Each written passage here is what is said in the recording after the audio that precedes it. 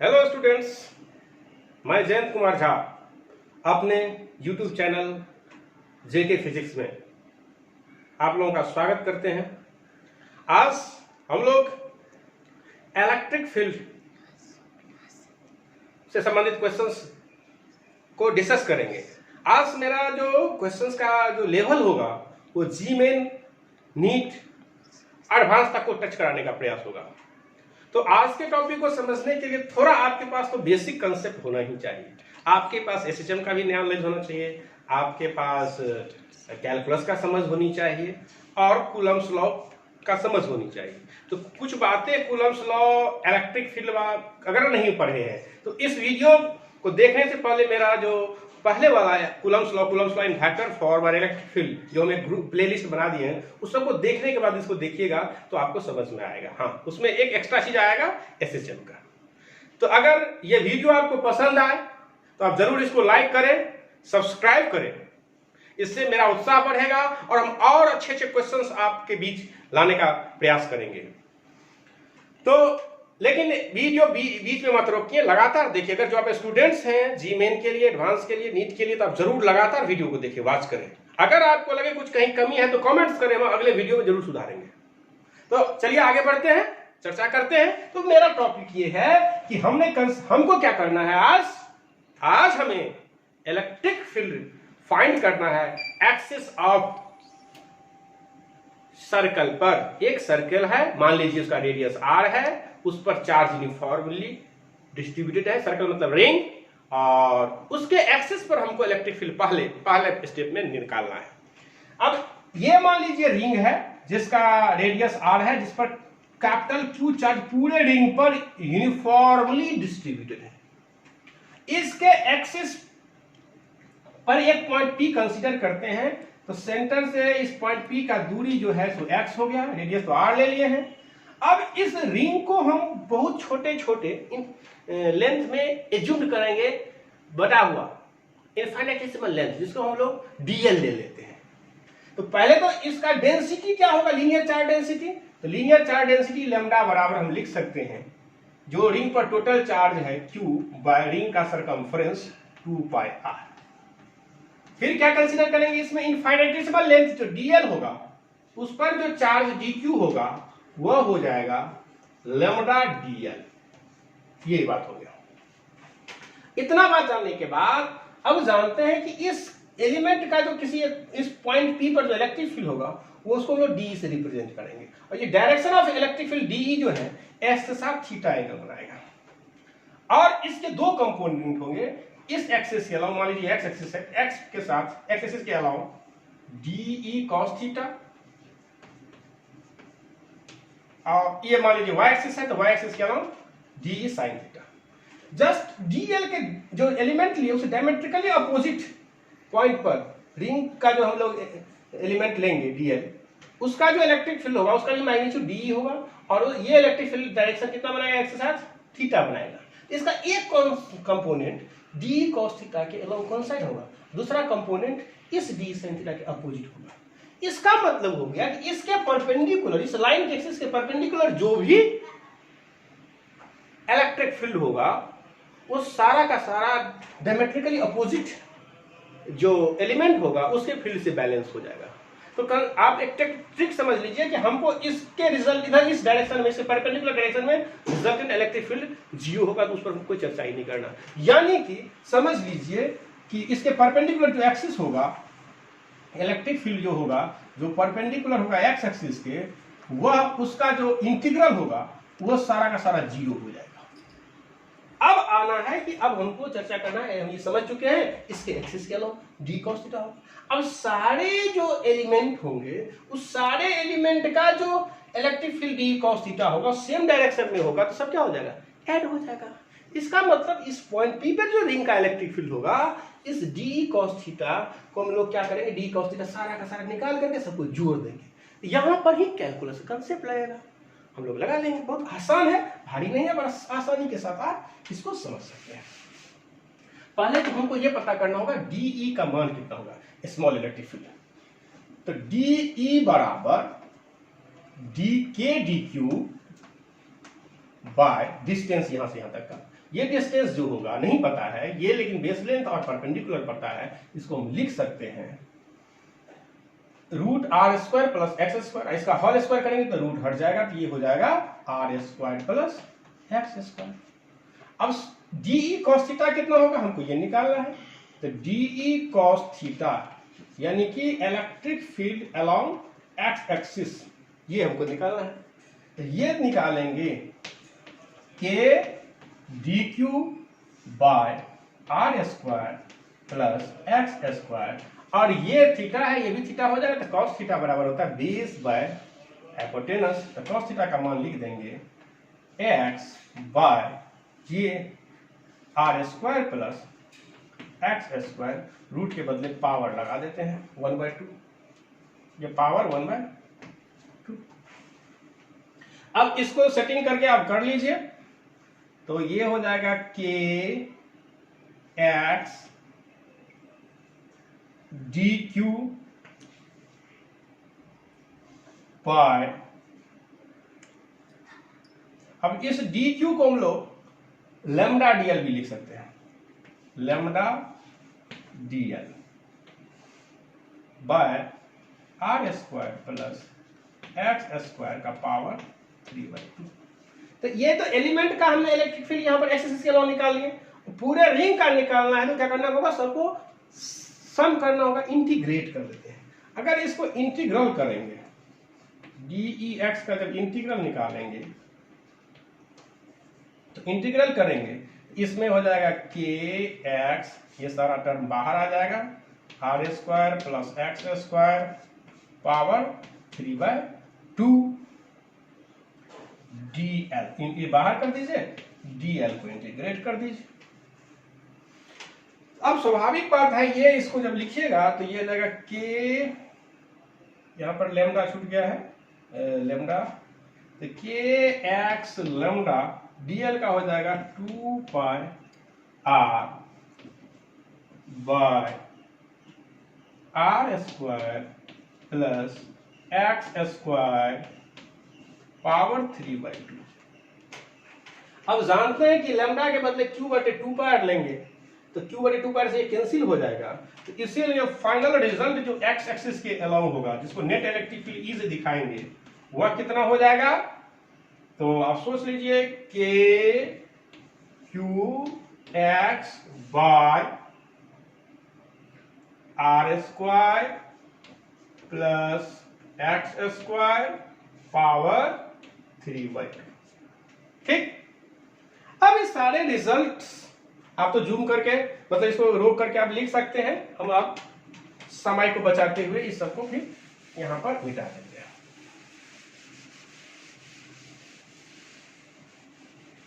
अब देखिए क्या डिस्कशन क्या करना है हमको, मेन डिस्कशन। अब इसको अगर हम वेक्टोरियली लिखेंगे तो ध्यान से देखना, अगर चार ये मान लीजिए इलेक्ट्रिक फील्ड एक्स एक्सिस पर निकाल रहे हैं, चार डिस्ट्रीब्यूशन अगर ये पॉजिटिव है तब इसको वेक्टर फॉर्म में लिखेंगे, तो E बराबर हो जाएगा k qx by r² plus x² power 3/2 i vector लगा देंगे। अगर चार डिस्ट्रीब्यूशन इस पर माइनस होगा तो माइनस i वेक्टर लग जाएगा, तब डायरेक्शन रेडियली इनवर्ड होगा, यहाँ पर ये एक्सिस के अलावा ओरिजिन की तरफ, या आउटवर्ड होगा जब पॉजिटिव होगा। चलिए इतना चर्चा हो गया, अब डिस्कशन करते हैं। आप जानते हो, छोटा सा रिंग ले लेते हैं और इसके सेंटर से पास करने वाला जो लाइन हो गया, एक्सिस हो गया, उस एक्सिस के किसी आर्बिट्री पॉइंट P पर इलेक्ट्रिक फील्ड का मैग्नीट्यूड पर ही सिर्फ चर्चा करिए। इलेक्ट्रिक फील्ड E है, उस इलेक्ट्रिक फील्ड E का मैग्नीट्यूड k qx बटे r², ये जो रिजल्ट आया है r² प्लस x² पावर 3/2 आया है। अब यहां पर x को जैसे जैसे छोटा करते चले जाएंगे तो ये तो निगलेक्ट होता ही जाएगा, ये सेंटर पर आने के बाद x का मान 0 हो जाएगा। मैथमेटिकली और तरीका से हम उसको दिखा सकते हैं, फिलहाल मैथमेटिकली देखिए, जब x सेंटर पे आ जाएगा, at the origin centre of the circular ring, x का मान क्या होगा, at centre of ring x बराबर 0, इलेक्ट्रिक फील्ड क्या होगा 0। अब यहां पर आगे बढ़ेगा इलेक्ट्रिक फील्ड 0। अब आगे बढ़े, जैसे ही इससे दूर जाएंगे इलेक्ट्रिक फील्ड बढ़ेगा, बढ़ते बढ़ते x जब बहुत बड़ा होगा, कंसीडर करिए ये केस करते हैं जब x much greater than r हो जाएगा।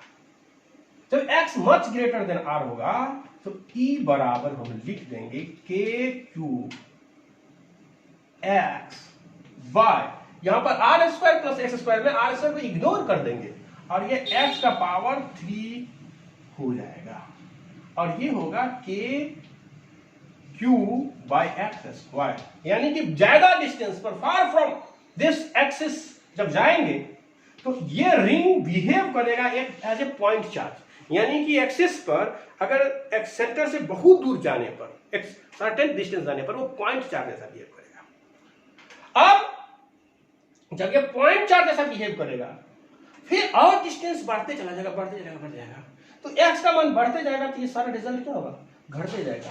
जब x इनफाइनाइट हो जाएगा this value will be becomes 0। जब x टेंड्स टू, यहां पर इनफाइनाइट कर देंगे, जब क्या होगा x के बाद हम लोग क्या करेंगे इनफाइनाइट के पास ले लेंगे, टेंड्स टू इन्फिनिटी होगा, तो इलेक्ट्रिक फील्ड टेंड्स टू क्या होगा 0। तो इसका मतलब हो गया कि इसके लेफ्ट राइट साइड जाए चाहे लेफ्ट साइड जाए, इसका इलेक्ट्रिक फील्ड सेंटर पे 0 और इंफिनिटी पे 0। जब दो 0 एग्जिस्ट कर रहा है इसका मतलब जब सेंटर से दूर जाते हैं इलेक्ट्रिक फील्ड बढ़ता है और एक सर्टेन पॉइंट के बाद इलेक्ट्रिक फील्ड घटना शुरू कर देता है। इसका मतलब है कि क्वेश्चन पूछेगा at a what distance from the centre of the charge ring electric field will be maximum.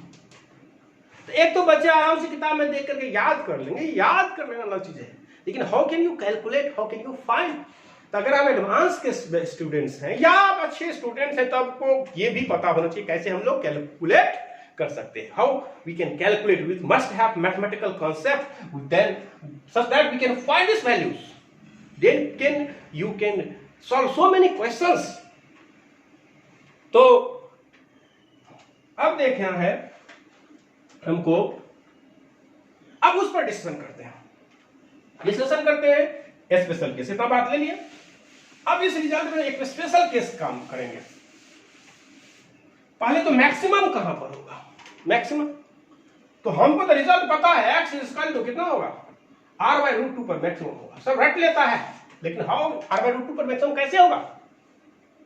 तो आप जानते हो कि आपने मैक्सिमम कैलकुलस का कंसेप्ट है, तो चूंकि यह इलेक्ट्रिक फील्ड x के साथ क्या करता है, वेरी करता है, तो x और इलेक्ट्रिक फील्ड के बीच अगर हम लोग डेरिवेटिव निकालेंगे तो at point of maximum electric field derivative of electric field with respect to x will be 0। तो इस मैक्सिमम इलेक्ट्रिक फील्ड निकालने के लिए उस पॉइंट किस डिस्टेंस पर होगा, इसके लिए क्या करना पड़ेगा, इसको डिफरेंशिएट करना होगा।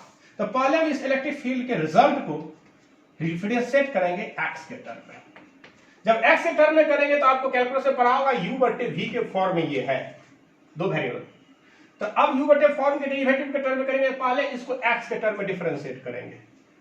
तो कांस्टेंट टर्म को तो हम बाहर ले लेते हैं, k3 को, x को x के टर्म में डिफरेंशिएट करेंगे तो 1, नीचे वाला टर्म को उससे मल्टीप्लाई कर देंगे तो r² प्लस x², पावर जितना है उतना होता है, माइनस होता है।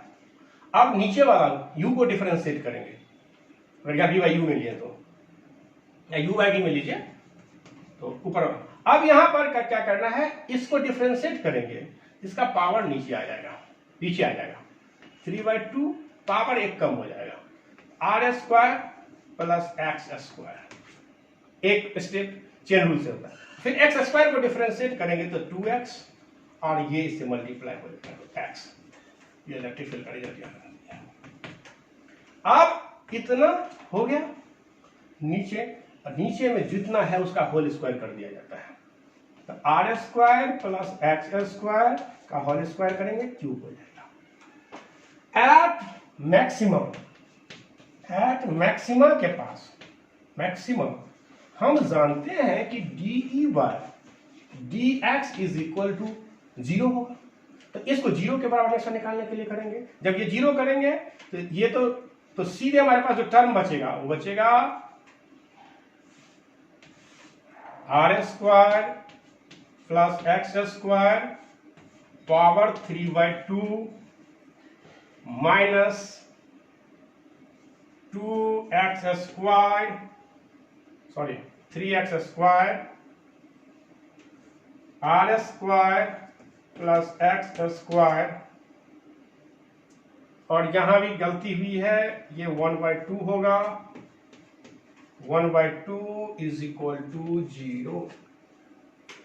अब इसमें से जो कॉमन है हटा देंगे तो बचेगा कितना, r square plus x square minus 3x square is equal to 0, और इसको आप सॉल्व करिएगा तो x बराबर r/√2 आ जाएगा। ठीक, तो ये तो मैथमेटिकल स्टेप हुआ। अब हम लोग चर्चा करेंगे, थोड़ा चैनल बड़ा हो जाए तो लगातार देखिएगा कि बहुत इंपॉर्टेंट कंसेप्ट तक हम पहुंचना चाहते हैं। तो अगर आप जी-मेन एडवांस के बच्चे हैं, नीट के बच्चे हैं, तो लगातार वॉच करेंगे। ठीक, आप लोग लिख लिए होंगे। अब हम ये समझ गए कि electric field on the axis पर जो हम निकाले हैं, तो ये अगर रिंग है तो रिंग, ये इसका रेडियस r है मान लीजिए, तो इसके एक्सिस पर इलेक्ट्रिक फील्ड क्या होगा जो हम डिफाइन करेंगे, तो ओरिजिन पे 0 होगा। मैग्नीट्यूड राइट साइड जाएंगे तब भी बढ़ेगा, लेफ्ट साइड जाएंगे तब भी बढ़ेगा, और ये बढ़ते जाएगा, और एक पॉइंट के बाद घटते घटते इंफिनिटी पे जाकर के 0 होगा, ग्राफ ऐसा होगा। दूसरे साइड भी ऐसे आप दिखा सकते हैं। तो ये जो डिस्टेंस होगा x का, यहाँ पर x कोऑर्डिनेट डालिएगा तो माइनस r/√2 डिस्टेंस, और यहां जो x कोऑर्डिनेट होगा r/√2। ये बात आप समझ लिया। ठीक, इसको ड्रॉ कर लेना है। चलिए, आज तो इंटरेस्टिंग, हमको तो मजा आ रहा है, तो यूट्यूब पे हम चल रहे हैं कि हम लगातार होते हैं, घिसना चाहते हैं। एक केस हो गया, बहुत सारे इंटरेस्टिंग वीडियो तो हम लोग अगले में देंगे, फिलहाल अब इससे थोड़ा आगे बढ़ते हैं।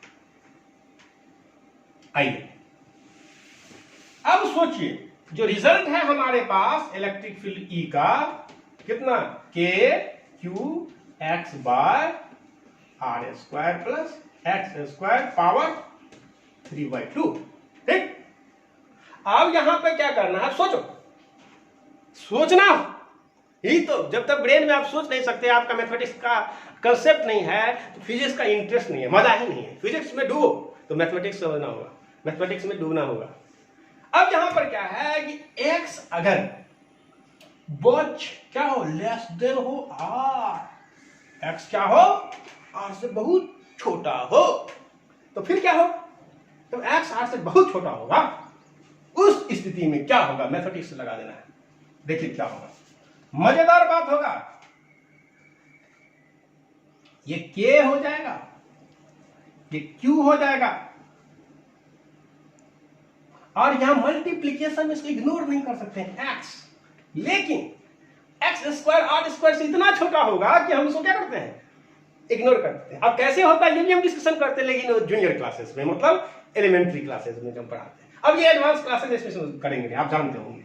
अब वो जो करेंगे तो ये हो जाए कितना, r³ हो जाएगा। एक रिजल्ट हो गया। अब चर्चा करना है, सोचो कि अब इसको फिटा करके हम समझाते हैं। ये एक रिंग है, रिंग का रेडियस तो r है, चार्ज की यूनिफॉर्मली इस पर डिस्ट्रीब्यूटेड है, और इसे वेरी स्मॉल डिस्टेंस पर स्मॉल चार्ज मान लीजिए q निगेटिव -2 रख देंगे, इस पर पॉजिटिव चार्ज है, या निगेटिव चार्ज है तो यहां पॉजिटिव ले लेंगे। होगा क्या, इस पर एक फोर्स काम करेगा। ठीक, जब यह फोर्स काम करेगा तो इस चार्ज को, और फोर्स काम करेगा तो ये चार्ज क्या होगा, सेंटर की तरफ बढ़ेगा। जब चार्ज सेंटर की तरफ बढ़ेगा तो इसके फोर्स का मैग्नीट्यूड घटना शुरू हो जाएगा, और सेंटर पे आते आते क्या हो जाएगा, 0 हो जाएगा। लेकिन इसके पास काइनेटिक एनर्जी होने के कारण यह फिर अपने राइट साइड जाएगा, तब तक इसका फोर्स सेंटर की तरफ काम करेगा, यानी टॉर्क देखते हुए उसके स्पीड को हटा देगा, 0 कर देगा, लेकिन फिर यह फोर्स इसको ब्रिंग करेगा। इस प्रकार क्या होगा, ऑसिलेट करेगा। अगर ये ऑसिलेट करेगा तो what will be it's frequency, what will be it's time period, हमको निकालना है।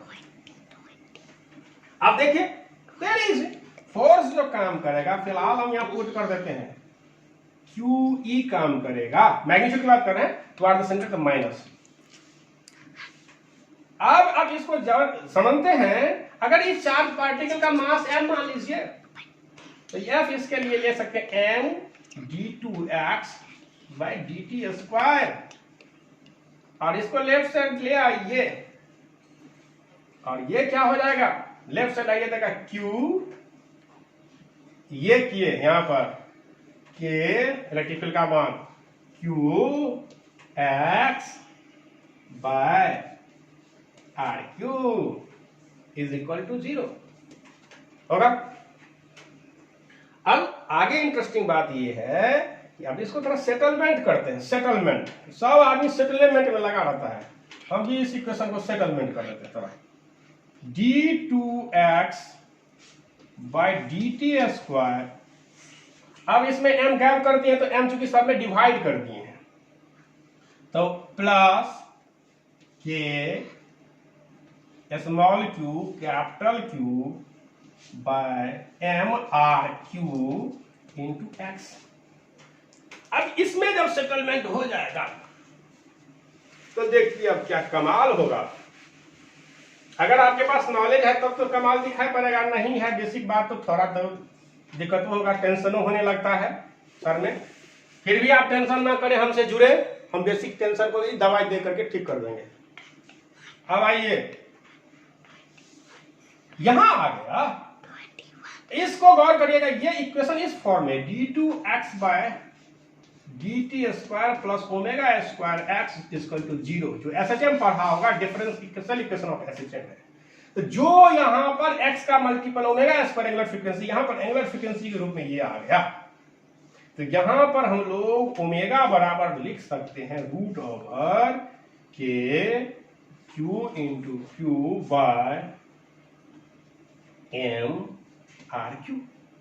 अब यह जानते हैं, टाइम पीरियड की बात किए थे, टाइम पीरियड बराबर होता है 2 पाई बाय ओमेगा, तो यहां पर हो जाएगा 2 पाई और ओमेगा नीचे, तो यहां पर बाय ओमेगा है, इसको क्या कर देंगे MRQ बाय के small q capital Q.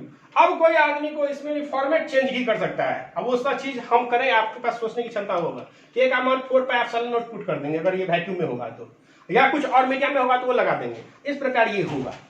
Time period निकाल लेंगे और फ्रीक्वेंसी आप निकाल सकते हैं। एक फिर क्वेश्चन लगा देते हैं, कुछ बुद्धिजीवी फिजिक्स वाला क्वेश्चन यहाँ पे डाल सकता है, हम भी डाल देते हैं कि अगर ये चार्ज ऑसिलेट करेगा, चार्ज एक्सीलरेट करता है, तो उस पर कूलम्ब्स लॉ काम करेगा, स्टैटिक चार्ज के लिए काम करता है, तो वहां पर ये जाकर के बात गड़बड़ा जाएगा। हम सारे बात को आपसे साथ डिस्कशन कर दिए हैं। अब अगले जो टॉपिक होगा हम और ऑसिलेशन से संबंधित और एक से कंसेप्ट हम अभी लगातार वीडियो में डालेंगे। आपको अगर मान लो पसंद आया हो, इंटरेस्ट जगा हो, तो जरूर लाइक करें, सब्सक्राइब करें। मैं जयंत कुमार झा आपको जेके फिजिक्स से इतने तक वॉच करने के लिए बहुत बहुत धन्यवाद। Thank you.